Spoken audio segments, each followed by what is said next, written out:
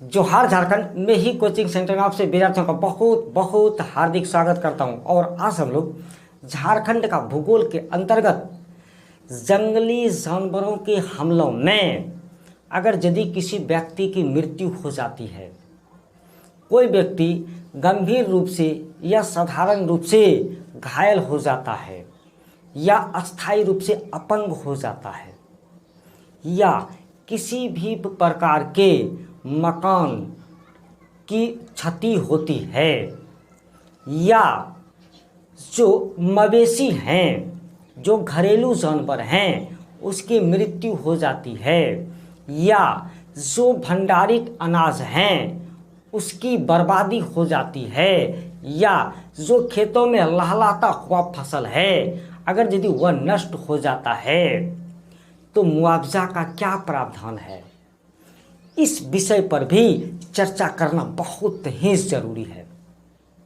क्योंकि यहाँ से प्रश्न बनते हैं प्यारे दोस्तों, इसके लिए इस टॉपिक को अपने को छोड़ना नहीं है। ये जो 14वां नंबर का अध्याय जो है ये जंगल का है और इस अध्याय का यह 11वां पार्ट है। इसके पहले 10 वीडियो सेशन जंगल से संबंधित अपलोड कर दिए गए हैं। आपको सभी वीडियो सेशन को देखने बहुत जरूरी है और ये सभी वीडियो सेशन झारखंड का भूगोल में आपको मिलने वाला है। आप अपने प्यारे YouTube चैनल में ही कोचिंग सेंटर पर जाकर सर्च कर सकते हैं। तो प्यारे दोस्तों चलिए अब वीडियो सेशन को आरंभ करते हैं, लेकिन उससे पहले मैं आपसे विद्यार्थियों से एक बार ये निवेदन करना चाहूँगा कि जो विद्यार्थी झारखंड राज्य से संबंधित प्रतियोगी परीक्षाओं की तैयारी करते हैं वो निश्चित रूप से मैं ही कोचिंग सेंटर से जुड़ें। चैनल को सब्सक्राइब करने के साथ ही बेल आइकन को भी जरूर दबाएं ताकि कंटिन्यूसली नोटिफिकेशन मिलता रहे और वीडियो को ज़्यादा से ज़्यादा शेयर करें ताकि और सभी विद्यार्थियों को भी इसका लाभ मिल सके।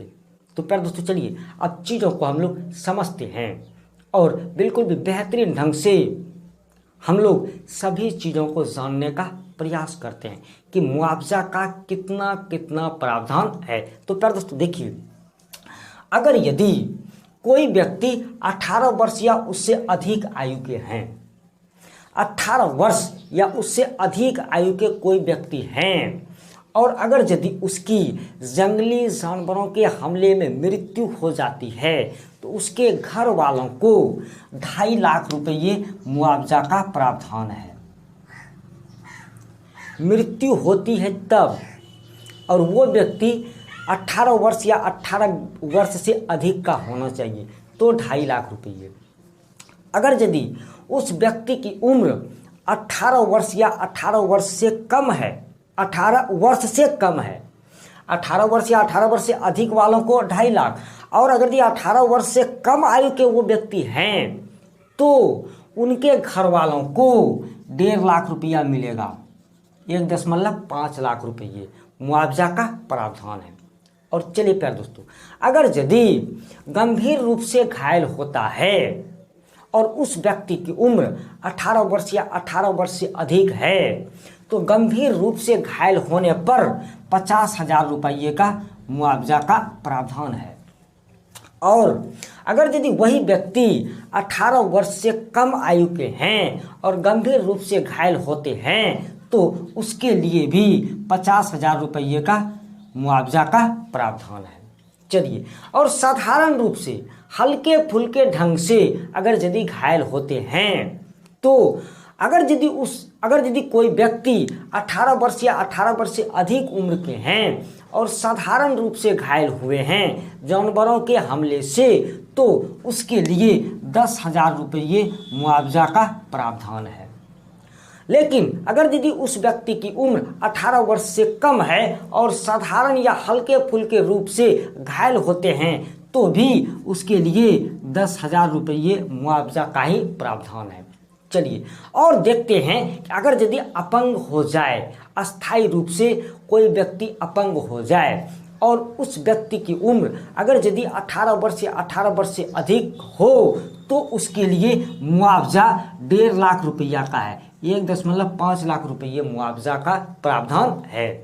और 18 वर्ष से कम आयु के व्यक्ति अगर यदि अस्थायी रूप से अपंग हो जाते हैं जंगली जानवरों के हमलों में तो भी उसके लिए 1.5 लाख रुपया का ही मुआवजा का प्रावधान है। चलिए प्यारे दोस्तों, अब बात करते हैं मकान की। तो मकान 3 प्रकार के होते हैं प्यारे दोस्तों।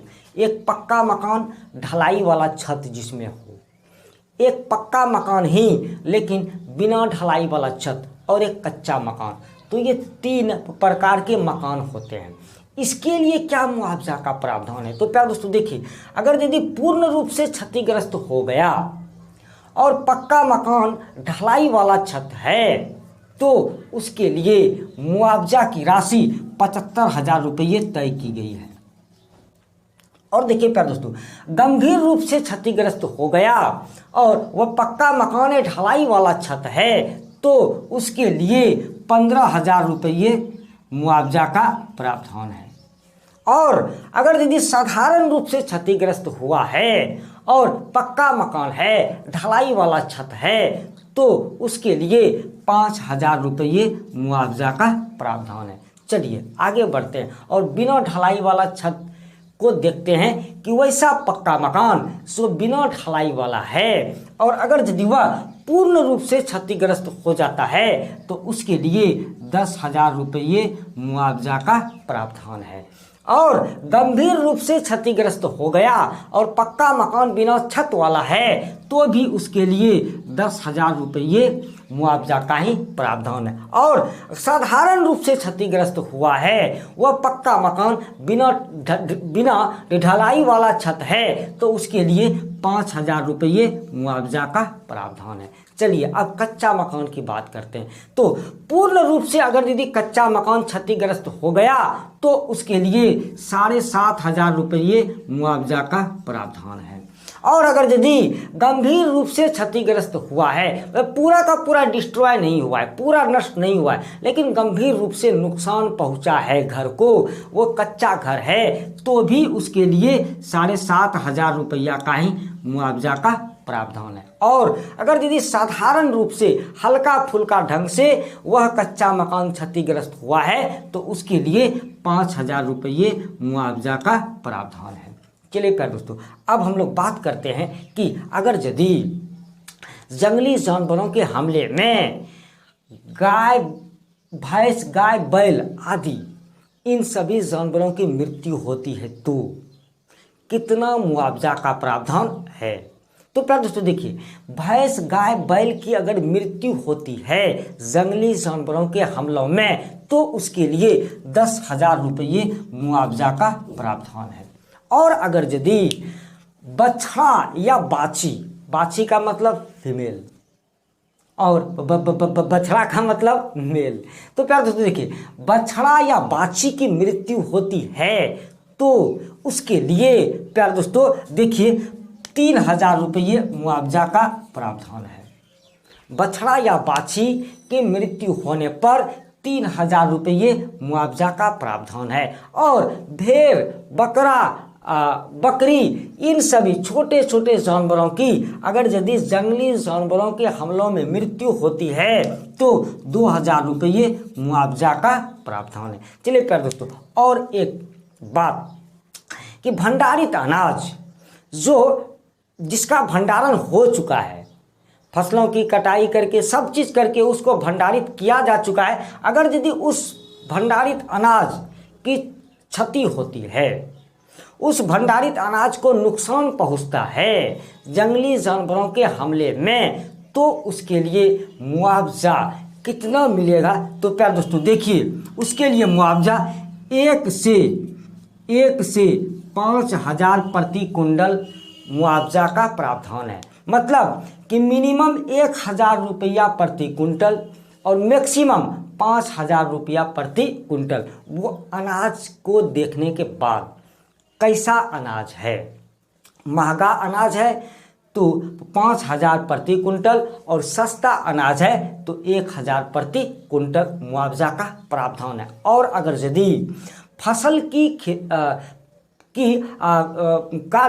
अगर यदि फसल नष्ट होता है लहलाता हुआ फसल है। अगर यदि जंगली जानवरों के हमलों में जंगली जानवर दौड़ रहे हैं, बेतहाशा फसलों में दौड़ रहे हैं, खेतों में दौड़ रहे हैं, तो उससे भी तो फसल बर्बाद होता है। अगर यदि फसल की बर्बादी होती है तो उसके लिए मुआवजा का क्या प्रावधान है? तो प्यारे दोस्तों देखिए, उसके लिए मुआवजा का प्रावधान 10 से 25,000 प्रति हेक्टेयर है। अगर यदि सस्ता अनाज है तो 10,000 प्रति हेक्टेयर, और महंगा अनाज है तो 25,000 प्रति हेक्टेयर। वो फसल के ऊपर निर्भर करेगा, लेकिन 10 से 25,000 प्रति हेक्टेयर मुआवजा का प्रावधान है। तो प्यारे दोस्तों, ये हमने जो जंगली जानवरों के हमलों में जो क्षति होती है, चाहे किसी भी रूप में क्षति हो, तो मुआवजा का क्या प्रावधान है, कितना कितना मुआवजा मिलेगा, इन सभी विषयों को हमने बहुत बेहतरीन ढंग से जान लिया। और ये चीज़ों को याद रखना आपको बहुत ज़रूरी है प्यारे दोस्तों। 1-2 बार वीडियो सेशन को आप देखिए, डिस्क्रिप्शन में नोट्स डाला हुआ है, वहाँ से नोट्स को उतार लीजिए, बस आपको सारी चीज़ें याद हो जाएंगी। तो प्यारे दोस्तों, अब ये जंगल का चैप्टर क्लोज हो गया। अब इसके बाद जंगल का और कोई भाग नहीं आएगा। तो प्यारे दोस्तों देखिए, यहाँ से अब आपका झारखंड का भूगोल हो सकता है तो क्लोज कर दिया जाएगा, क्योंकि आगे जो है ना जलवायु से संबंधित तो चैप्टर हो गया है। ये आपका पर्यावरण से संबंधित चैप्टर आने वाले हैं। तो पर्यावरण से संबंधित चैप्टर को हो सकता है तो अलग उसे किया जा सकता है, या हो सकता है तो झारखंड का भूगोल के ही अंतर्गत उसे डाला जा सकता है। तो प्यारे दोस्तों, अगले भी वीडियो सेशंस को आपको देखना बहुत ज़रूरी है। आप रोज़ वॉच कीजिए और रोज़ आप देखिए, और नोटिफिकेशन घंटा का बटन दबाने का एक ही तो फायदा है कि जो भी वीडियो अपलोड होगा वो आपको तुरंत प्राप्त हो जाएगा, सबसे पहले आपको उसकी जानकारी मिल जाएगी।